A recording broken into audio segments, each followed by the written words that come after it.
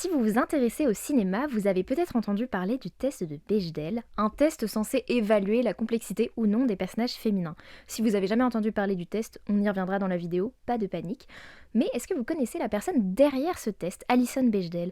C'est pas une universitaire ni une chercheuse, c'est une autrice de BD américaine qui a révolutionné le 9e art et dont je suis devenue fan il n'y a pas si longtemps et j'espère que vous aussi après cette vidéo.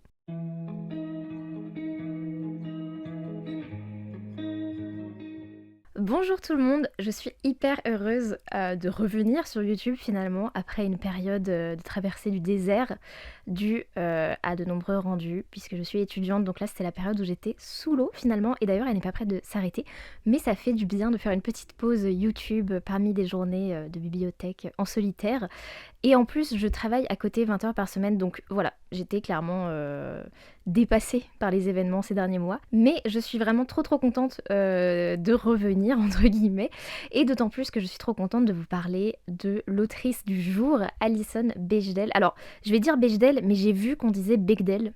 En fait je vais essayer de dire Bechdel, mais je redirai forcément Bechdel parce que j'ai toujours lu dans ma tête test Bechdel. Enfin bref. Alors Alison Bechdel, moi je la connaissais surtout en fait à travers le test Bechdel. Et il y a pas très longtemps, elle a sorti une BD qui s'appelle Lessivée. Et je vais vous la montrer si j'y arrive. Celle-là.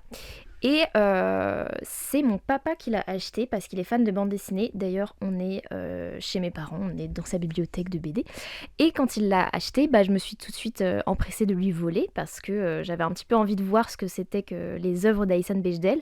Et j'ai beaucoup aimé, donc j'ai un peu poursuivi en lisant deux autres, Fun Home et Le secret de la force surhumaine. J'y reviendrai dans la vidéo.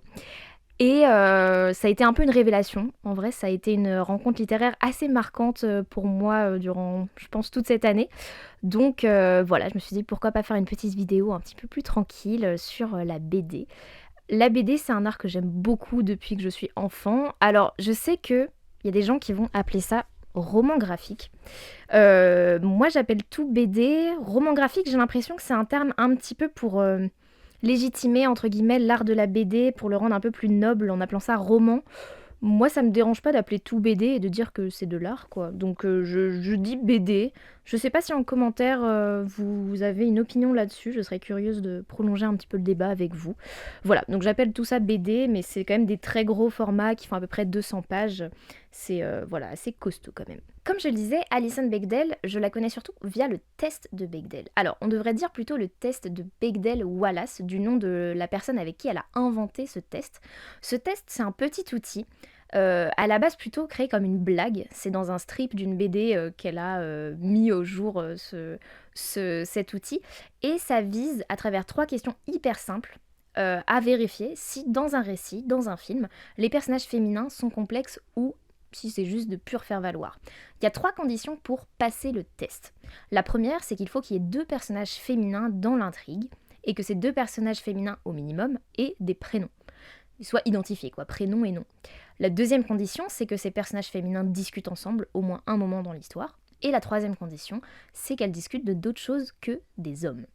Alors ça paraît tout con, mais en fait on se rend compte qu'il y a beaucoup de films qui ne passent pas le test. C'est un outil qui a été créé à l'origine plus dans un but ironique pour dénoncer voilà, une certaine homogénéité des récits qui mettent pas trop en valeur des personnages féminins complexes, mais il a quand même assez perduré.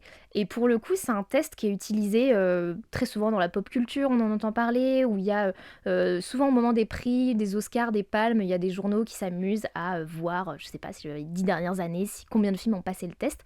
Il a été un petit peu remis en question au fil des années, puisqu'il date des années 80 quand même. La recherche s'est emparée assez longtemps de cet outil, parce qu'il y a tout un pan de la recherche en cinéma qui s'intéresse à la question des représentations.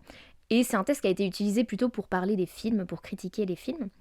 Et aujourd'hui, il n'y a plus personne qui emploie le test de façon, comment dire, au premier degré. Il a été assez dépassé, critiqué, amélioré avec d'autres questions. Personne n'emploie le test au premier degré en disant « Ah bah le film ne passe pas le test », tout simplement parce que il y a des films dans lesquels il n'y a qu'un seul personnage féminin et c'est quand même c'est quand même un rôle extrêmement complexe ou très important avec une femme très forte.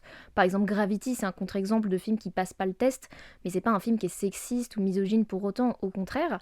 Et aussi, 2 femmes qui parlent d'hommes, bah, ça peut être complètement un film féministe, parce que parler d'hommes, ça peut être parler du patriarcat, ça peut être parler des relations amoureuses, donc des thèmes qui sont qui peuvent être complètement militants. Donc voilà, l'outil est un petit peu dépassé. En tout cas, 2 conditions sur 3 me semblent pas trop suffisantes. Moi, j'aime bien la première condition de se dire, il y a quand même encore des films. Franchement, aujourd'hui, il y a encore des films qui sortent où les personnages féminins n'ont pas de prénom. Et quand on s'en rend compte au moment de. En regardant un film, on se dit, ouais, quand même, c'est un peu gênant. Donc il y a une condition sur 3 que je trouve assez marrante aujourd'hui.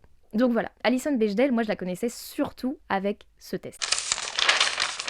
Donc quand sa dernière BD est sortie en 2025, à la fin de l'année dernière, je me suis dit pourquoi pas découvrir un peu ses œuvres plutôt, parce que c'est vrai qu'on l'a réduit beaucoup à ce test. Je sais pas si son nom est si connu que ça en France, mais il faut bien comprendre que c'est une immense star et elle a vraiment cassé plusieurs plafonds de verre dans la BD. Qui est Alison Bechdel? Elle est née dans les années 60 aux États-Unis, dans une famille très catholique, assez austère. On y reviendra quand je parlerai de Fun Home parce que il y a bien des mystères autour de cette famille très, très curieuse.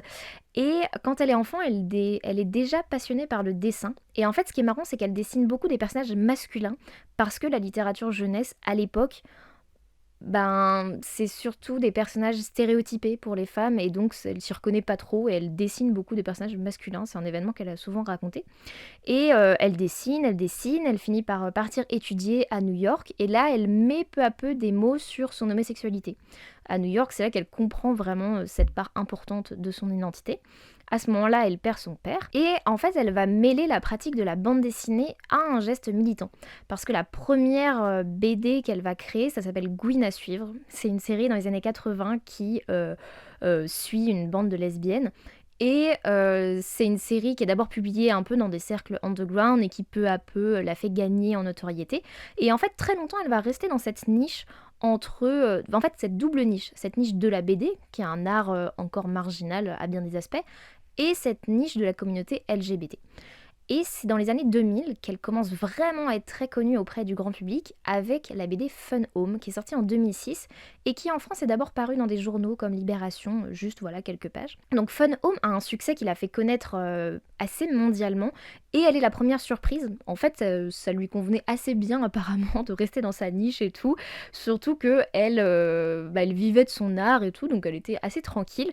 Et elle a dit aussi plusieurs fois qu'elle avait fait de la BD un peu pour rester dans son coin. Et comme ses livres sont très autofictionnels, on va y revenir, elle se représente souvent un peu dans ce petit monde, en train d'écrire, d'être tranquille, d'être un peu, un peu à l'écart de tout. Donc voilà, c'est assez drôle de voir qu'elle est devenue relativement connue. Et donc le succès de Fun Home lui permet d'obtenir des bourses pour travailler, donc vraiment elle va devenir une autrice de plus en plus installée, on va dire, sur la scène BD.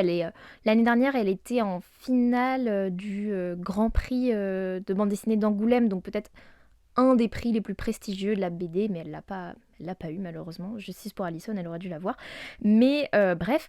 Et comme ces BD traitent très largement de la question de la représentation de la communauté LGBT, vous vous doutez bien que ces BD sont censurés dans la plupart des États des États-Unis de Donald Trump. Alors, au niveau de son style, elle a un style que je qualifierais de relativement simple. Simple veut pas dire pas travaillé et tout, mais simple plutôt dans le sens où c'est des BD immédiatement accessibles et ces personnages sont très reconnaissables tout de suite. Il y a parfois une forme de réalisme dans les arrière-plans, mais c'est toujours assez simplifié et hyper attachant. Je trouve qu'elle fait des personnages qui ont toujours des bouilles assez rigolotes, un peu enfantines, un peu simplistes. Moi j'aime beaucoup son style dans l'héritage de ce qu'on appelait la ligne claire, voilà, depuis Hergé, je dirais.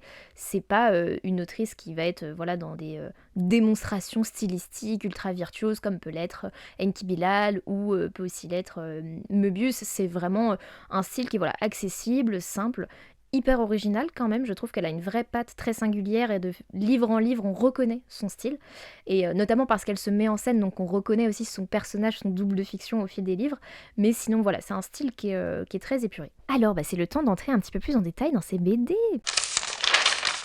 Alors le premier livre que j'ai lu d'elle, j'ai un peu commencé par la fin puisque c'est Lessivé, son dernier livre, sous-titré plutôt, un roman comique et qui est sorti chez De Noël Graphique. Donc Lessivé, comme bien souvent, ça raconte un épisode de la vie d'Alison Bechdel. Là, c'est sa vie en ce moment. Elle vit dans le fin fond de la campagne, elle essaye d'écrire ses livres et elle vit avec sa femme, enfin peut-être sa compagne, je sais pas si elles sont mariées, bref, sa compagne qui est une star du bricolage sur YouTube. Ce qui est hyper intéressant, c'est qu'elle ausculte sa vie sous l'angle du travail et du rapport à l'argent. En fait, elle est animée par plein d'idéaux de redistribution sociale, de justice sociale, d'anticapitalisme, mais elle est la première à avouer que des fois, le confort capitaliste, ça a du bon. Et elle met vraiment en tension sa pratique de l'art, sa vie quotidienne et ses idéaux militants, la théorie et la pratique, on peut dire. Et donc, à chaque fois, c'est pas des idées qui sont balancées dans l'air, mais qui sont toujours intégrées, incarnées par des situations. Et en fait, chaque chapitre, voilà par exemple, là je suis chapitre épisode 6, la lutte pour la journée de travail normale. Et donc c'est un thème, on va dire, militant, mais qu'elle incarne dans des situations, dans des moments de vie, où par exemple, là il y a quoi d'autre? Oula, il y a des culs, là je vais peut-être pas vous montrer. La lutte entre le travailleur et la machine, enfin voilà, des moments théoriques, mais qui sont toujours incarnés par des épisodes de vie. Ce que je trouve assez drôle dans ce livre, c'est qu'elle est la première à, comment dire, à titiller un petit peu les woke, les anti-woke. C'est presque un livre qui pourrait faire rire les deux camps, entre guillemets. Parce que, voilà, autour d'elle, elle vit un peu dans une espèce de communauté idéale, queer, avec un couple de 50 ans qui se met au polyamour, une ado agenrée qui est un peu révoltée de tout. Et Alison Bechdel rit beaucoup de ses personnages. Il y a un moment donné où il y a le couple là de petits vieux qui veut se mettre au polyamour, et donc, enfin, au trouble, enfin bref, ils veulent, comment dire, élargir leur couple avec quelqu'un d'autre. Et en fait, ils sont donc deux femmes et un homme, et ils n'arrêtent pas de discuter, voilà, de débattre des heures sur comment faire, quelles sont les modalités pour y arriver et tout. Et à un moment, il y a une des femmes qui dit bon bah au pire on teste et on verra. Et l'homme dit oui, tu as raison, c'est très lesbien de notre part de discuter comme ça. Donc voilà, elle se fout un peu d'eux, mais elle n'est pas dans le cynisme et la méchanceté gratuite, au contraire, parce qu'en fait elle a toujours une immense tendresse pour ses personnages. Donc elle rit un peu d'eux, mais avec quand même. Donc c'est assez drôle de la voir aussi réfléchir à ce que c'est être queer dans les années 2020, elle qui a traversé un petit peu l'histoire voilà, des communautés LGBT. Et ce qui est hyper beau, c'est que c'est aussi un livre sur la communauté queer qui vieillit. Elle est entourée de personnages de plus de 50 ans, elle-même elle en a bientôt 60. Et voilà, et ce petit monde, c'est pas un sujet, l'homosexualité, la bisexualité, c'est pas du tout un sujet, c'est plutôt que ça fait partie de leur quotidien, de leur environnement, et voilà, ils se dépatouillent un peu avec leur théorie, la pratique, toujours, et c'est un roman qui est très tendre, et qui est toujours un peu entre une sorte d'un ton un peu féroce, mais qui a toujours beaucoup d'affection pour ses personnages. Donc je trouvais que le mélange était hyper réussi et assez savoureux à lire. Et puis c'est un livre aussi assez universel sur la création et sur la place des artistes aujourd'hui, parce qu'en fait elle raconte que dans ce livre elle essaye d'écrire un bouquin hyper sérieux sur le capital, le capitalisme, mais qu'en fait concrètement elle est dans son bureau, elle regarde les infos et elle panique et elle fait rien. Donc c'est aussi sur l'angoisse de créer, sur comment créer aujourd'hui, qu'est-ce qu'un art militant, politique aujourd'hui. Donc il y a plein de questions qui traversent l'œuvre et qui, je pense, peuvent intéresser toutes les personnes un peu qui se questionnent sur même leur place dans le monde aujourd'hui. Donc c'est et toujours avec beaucoup d'humour, beaucoup d'ironie. C'est assez enfin elle pique un peu là où ça fait mal, et je trouve ça hyper attachant comme livre. Donc voilà, j'ai beaucoup aimé Lessivé et forcément j'ai voulu en lire d'autres. Et le suivant que j'ai lu, c'est Fun Home, et là c'est un autre niveau. Là j'ai compris que j'étais un petit peu face à un chef-d'œuvre. En fait, il y a des livres, dès les premières pages où on les lit, on se dit que là on est face à quelque chose, ouais, qui est vraiment d'un autre niveau, ouais, quelque chose qui nous dépasse, enfin qui. Et Fun Home, ça m'a fait cet effet-là. Dès les 3-4 premières pages, je me suis dit ah ouais, d'accord, ok, là je crois on peut appeler ça un chef-d'œuvre. Enfin vraiment, dès le début, j'étais mais époustouflée par ce livre. En fait, dès le titre Fun Home, c'est du génie en fait. Fun Home, donc ça veut dire en français maison rigolote, quoi, maison fun, foyer rigolo. Mais Fun Home, c'est la contraction de Funeral Home, maison funéraire. Donc déjà, on a une tension qui est un peu drôle, parce qu'en fait, le père d'Alison Bechdel travaille dans une maison funéraire, et ce livre, c'est toute son enfance, et plutôt, c'est un portrait de son père à travers les yeux d'Alison Bechdel, de son enfance jusqu'à, on va dire, sa période étudiante, puisque son père décède dans des conditions un peu étranges. Fun Home raconte le père d'Alison Bechdel, et c'est un personnage très romanesque, hyper austère, qui montre aucune émotion, hyper froid, qui passe sa vie à juste rénover la maison pour en faire un espèce de musée où Allison et ses frères et sœurs ont pas le droit de jouer, pas le droit de toucher quoi que ce soit. Enfin vraiment, il montre aucune émotion, il est hyper antipathique. Et en même temps, il essaye de communiquer un peu avec elle en lui passant des livres. Donc il y a pas mal de moments où un livre cache en fait beaucoup de sous-entendus dans leur relation, où on sent qu'il y a une espèce de, voilà, de gêne un peu à dire les choses. Et c'est hyper bien retranscrit cette façon de, voilà, ce père qui est une espèce de fantôme, enfin de personnage très étrange, très renfermé et en même temps complètement dictatorial. Enfin, il est toujours là pour un peu réduire en esclavage ses enfants aussi dans sa quête de la maison parfaite. Enfin, c'est vraiment un personnage très surprenant. Et le livre, voilà, traverse l'enfance d'Alison Bechdel jusqu'à ce qu'elle soit à New York lors de ses études et où elle arrive un petit peu à mettre les mots sur son homosexualité.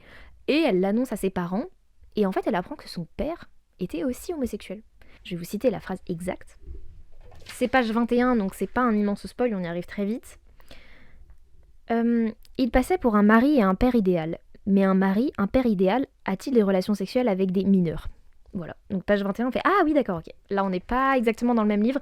Alors, je précise, mineur aux États-Unis, c'est pas la même chose qu'en France. Donc, en fait, on se rend compte qu'il a des relations avec des hommes de 20 ans. Donc voilà, c'est pas des enfants, enfin, il n'y a rien de criminel là-dedans. Et au moment où son père lui avoue un peu à demi-mot son homosexualité, il meurt dans des conditions très bizarres. Tué par une voiture, mais en même temps il traversait la route alors qu'il aurait pas dû. Enfin, voilà, il y a un espèce de trouble sur la mort du père et qui coïncide avec trop de révélations familiales. Donc le livre est aussi une introspection familiale et décrypte un peu les non-dits, les secrets de famille.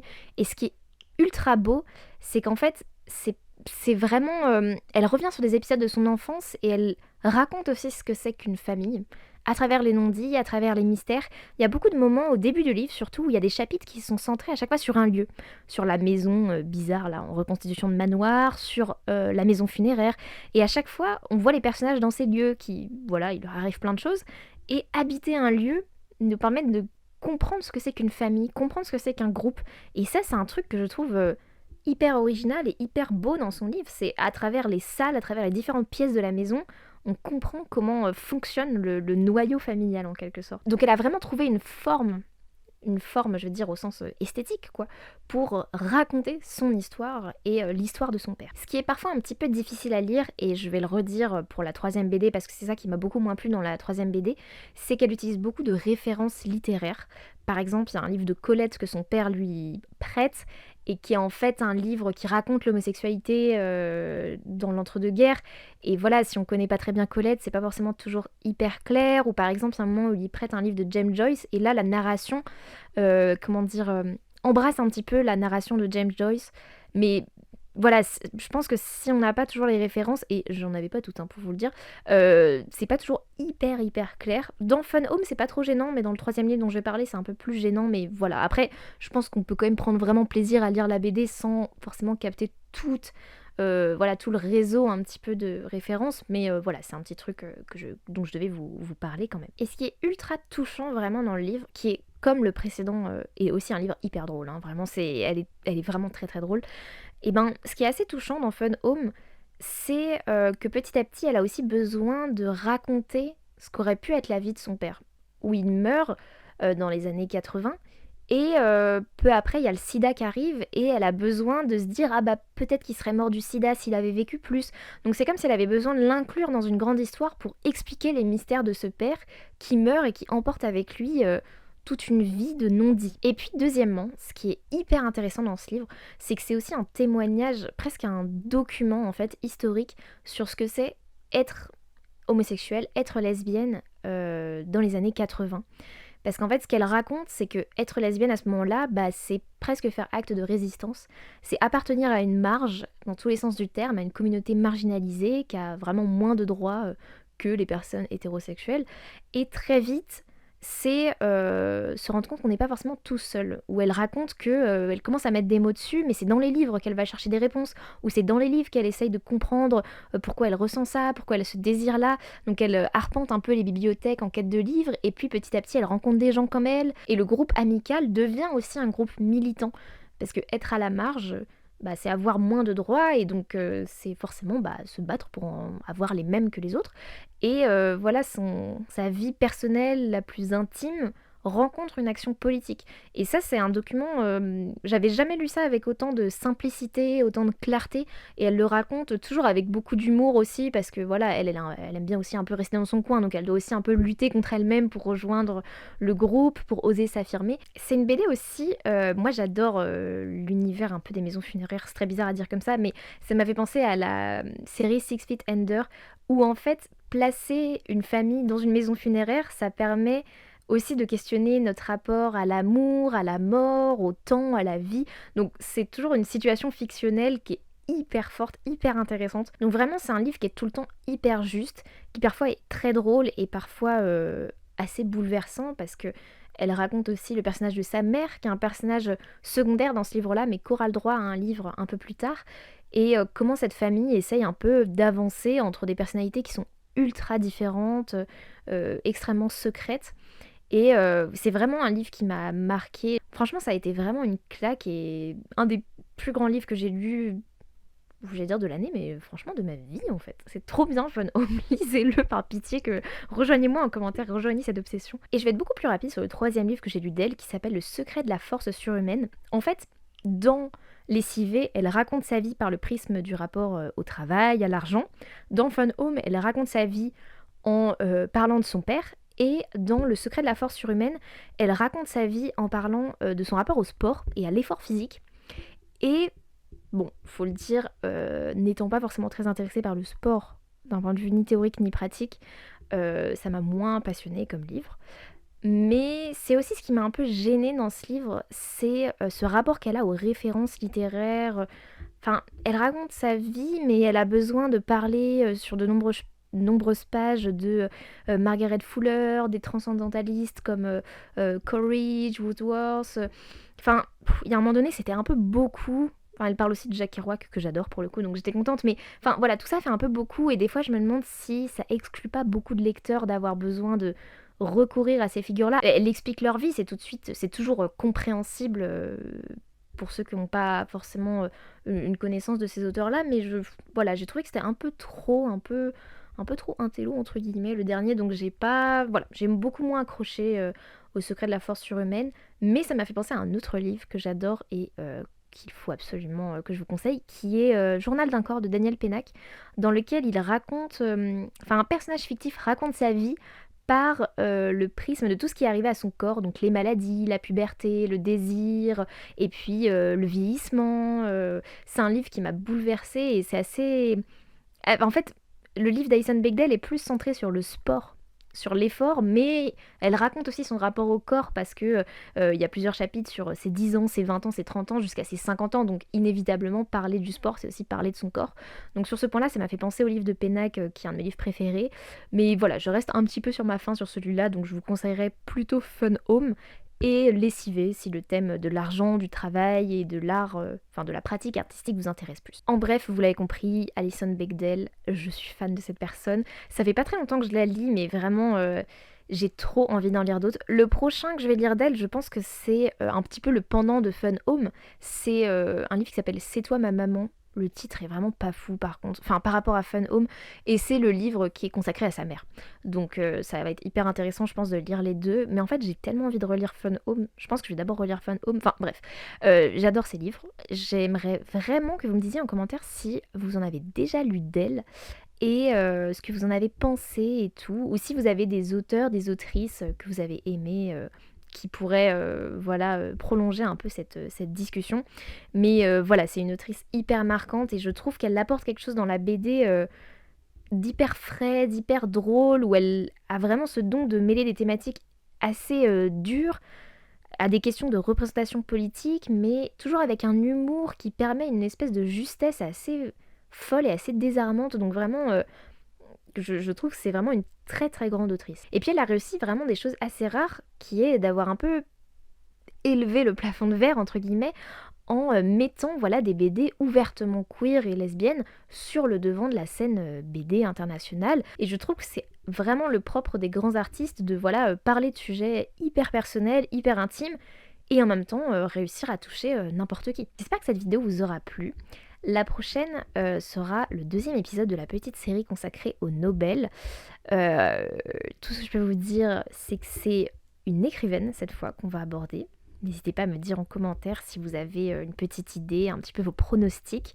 Mais voilà, j'ai très, très hâte de m'y mettre parce que voilà, si les derniers mois ont été assez chargés et épuisants, pour le coup, je n'ai pas arrêté de lire. Ça, je pense que c'est quelque chose qui ne changera jamais. Donc voilà, j'ai plein d'idées de vidéos qui arriveront, bientôt, je l'espère. Si jamais, vous voulez, voilà, suivre un peu mes lectures de façon plus régulière, j'ai un compte Insta qui s'affichera, quelque part dans le cadre. En fait, je suis pas si régulière dessus, mais de temps en temps, voilà, je poste des petits trucs, des extraits de livres et tout. Et puis aussi, je documente un petit peu mon défi de lecture, que je vous annonce ici sur YouTube. Si vous me suivez, c'est que vous avez certainement vu la vidéo sur les Goncourt que j'avais réalisée l'année dernière. Et là, je vais faire celle sur les Goncourt des lycéens. Donc je suis en plein dedans et tout. Et voilà, je documente un petit peu ça, sur Insta, donc n'hésitez pas, à me suivre si ça vous intéresse. Il ne me reste plus qu'à remercier la fidèle Diane, derrière le micro. Elle est en train de daber. Gênant. Qui voilà, est là un week-end de mai, de 4 jours pour tourner. Vraiment merci Diane d'être toujours avec moi derrière la caméra. Et à vous remercier, vous qui me suivez sur la chaîne, on est maintenant 4000. C'est un truc de fou, je n'arrive pas à réaliser et tout, c'est vraiment, ça me fait trop plaisir. Et ça me fait trop plaisir, voilà, que vous partagiez un petit peu vos coups de cœur, vos retours en commentaire. C'est toujours, voilà, dès qu'il y a un commentaire, ça fait ma journée. Je suis trop heureuse de savoir ce que vous pensez des livres, ce que vous pensez des vidéos et tout, et qu'on prolonge un peu le débat ensemble, qu'on puisse en discuter.